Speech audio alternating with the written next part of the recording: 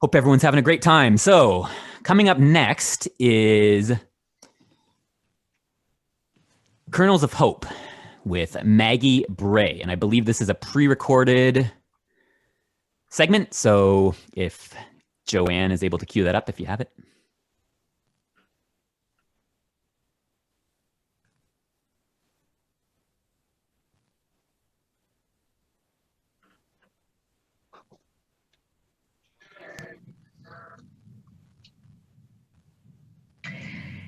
Hello, everyone. Thank you so much for attending this convention for Canadian Federation of the Blind. I'm so excited to see you all here. Are you guys fired up? Awesome. That's what I like to hear. I am totally fired up. Thank you so much for the leadership for asking me to come and present today. And I'm going to be talking today about the Kernels of Hope peer support group that we have been running, and now it has been running for 2 years. So I'm super excited. So I'm going to present my article. I had written an article for the Blind Canadian, but procrastination is one of the things I have to work on. So it was late and it may or may not appear in the second issue. So I'm going to read it to you now. And it's called Kernels, A Year Unlocked. Despite the setbacks that the world has endured, it has been an incredible year for the Kernels of Hope peer support group run by the Canadian Federation of the Blind. So far, I believe that the blind community has had a distinct advantage during the COVID crisis. We have this advantage because we already know what it feels like to be isolated from others. We have been compelled to use technologies such as chat rooms and telephone conference lines to communicate with each other for the past 20 years. Even so, the Kernels of Hope group, like many other virtually based social organizations, has had to step up its game, especially during the first lockdown in the spring of 2020. We are honored to have been able to provide needed aid in the following 8 ways. Firstly, we encouraged unity within the blind community. Secondly, we attempted to provide our members with a sense of normality. Third of all, we, as a support group, were able to reach out to other blind people in love. The fourth way in which we provided aid was to give people opportunities, both to socialize and to learn about Federation philosophy. Fifthly, being in the group helped us to take control of our thoughts, feelings, attitudes, and actions. In the 6th place, we gained knowledge, not just about Federation philosophy, but of other ways to cope with the pandemic as well. Edification deserves the 7th place. Then, lastly, we really enjoyed providing those who participated with a diversion. In many ways, the blind community is more unified than many other communities of sight. Join the meeting. However, the pandemic has put pressure on the most close-knit of strongholds. By increasing the frequency of our meetings from once a month to once a week, we were able to give people more of a chance to get together and receive support from each other.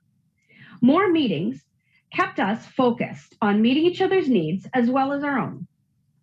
Personally, I really enjoyed doing the meetings more frequently because not only did I meet more people and get to know others better, I was able to realize that blind people in other parts of the country and even the world had it worse than I did. Normal life is something that all blind people strive to achieve in one way or another. In its way, the pandemic leveled the playing field. Despite this new equality among blind and sighted people, it would have been hard to focus on the positives without the Kernels of Hope peer support group to provide a sense of normality for us. Without Kernels, I would have been at a loose end. I am not a person who deals with change very well. I like to figure out what works and stick with it.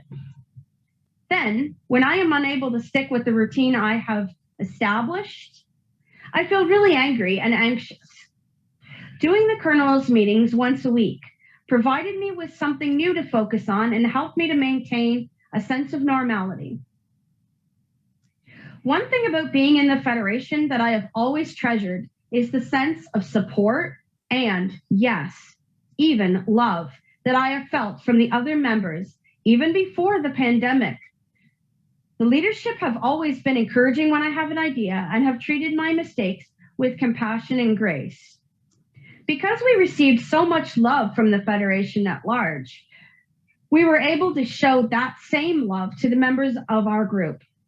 Because we have platonic love for each other, we were able to handle sensitive topics, such as, even in my family, the blind person's struggle for independence, even among members of their own families. I believe that the most extreme example of love shown by the members of the Kernels of Hope peer support group this year occurred when my grandmother fell and broke her hip. She required 2 surgeries and 8 weeks in the hospital in order to put things right. Even though she has been home for nearly a year now, she still requires 24/7 care. The members of Kernels embraced me during the transition, and I couldn't have made it through without them. Opportunities are usually pretty hard to come by if you are a member of the blind community. However, the Kernels of Hope peer support group provided many opportunities for those who participated in it. One member told me, "A couple of years ago, I couldn't see myself being able to talk to people. Now, this year, I have given 2 interviews, one on a radio show and one on a tubecast." What an accomplishment that is. I am so glad that the Kernels group was able to encourage people to take the opportunities that were given to them. Control is another thing that not many blind people feel that they have. When the pandemic hit, we lost even more control. The Kernels of Hope peer support group attempted to give that back as much as possible. Last spring, we had Joanne Gabias, daughter of our president and certified orientation and mobility instructor, join us to talk about how cane training can be conducted virtually. Then, earlier this year, we had 2 weeks where we talked about blind people who went into business for themselves. It is my hope that members were inspired by hearing about how other blind people took control of their lives. This group has helped me take control of my life in the following ways. First, I was determined to create a YouTube channel so that I could better serve the group. Secondly, I was inspired to begin an online feline therapy center. And thirdly, I joined an open mic music group and I'm doing an album with another member. These things would never have happened in my life if the Kernels of Hope peer support group hadn't helped me to take control. They say that knowledge is power. That means that we have some pretty powerful people in the Canadian Federation of the Blind. We are so blessed that these knowledgeable folks choose to come out to Kernels and share what they know. I remember one time after a meeting when a bunch of us stayed on the line for an extra 3 hours discussing Federation philosophy. The Kernels of Hope peer support group is a comfortable place to give and receive knowledge. This knowledge ranges from something simple, like helping people join the CFB mailing list, to something intense, like helping people change what they believe about themselves. This is where edification comes into the picture. Edify is a more old-fashioned word. Basically, it means to encourage someone even if they're not there to hear it. Other people would use the word edify to mean seeing someone in the most positive way possible, even when their actions may have been negative. I must confess that over this past year, not all of my actions have been positive. But even when I mess things up, the leadership and the members of the Kernels of Hope peer support group have had nothing but positive things to say about me. I cannot put into words how important that is to me. Last, but not by any means least, the Kernels of Hope peer support group has been able to provide its members with a diversion. Last spring, when things were seriously stringent, I decided that I did not want to spend Easter weekend feeling sorry for myself. It is for this reason that I propose that we start doing fun night every Saturday evening. The first fun night we ever had was on the Saturday evening between Good Friday and Easter Sunday of 2020. I don't know about anyone else, but it certainly made my Easter weekend better. I really appreciate everyone who came out and helped me fight the blues that day. For our fun nights, we played games like Songbirds, Blackjack, and Hangman. We also did other fun things like Recipe Exchange Night, for which I would like to extend special thanks to Eric Burgraff for giving us a talk on home brewing, as well as an Extreme Humor Night.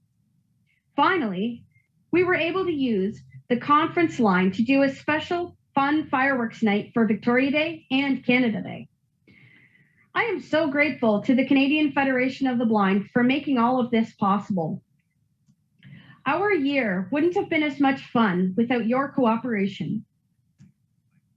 I hope that as we examine how Kernels of Hope provided unity, normality, love, opportunities, control, knowledge, edification, and diversion, that you will see how we tried to help this past year become unlocked for our participants.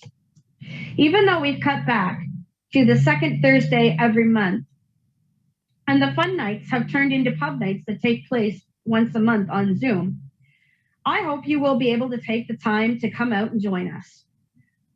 We have no way of knowing what this next year will bring. Will the lockdowns continue? Will we be able to vaccinate enough people that COVID will be destroyed so we can get back to our normal lives? Well, whether we do or not, the Kernels of Hope peer support group will be here to unlock another year for you if you will only turn the key.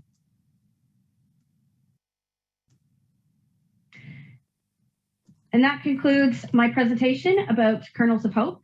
I will be around throughout the convention if anybody has any questions about our group and how to join it and how we run it and everything.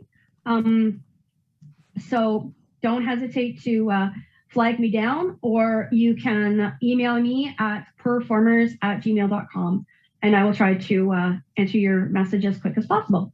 Okay, thanks very much, everyone. Thanks so much.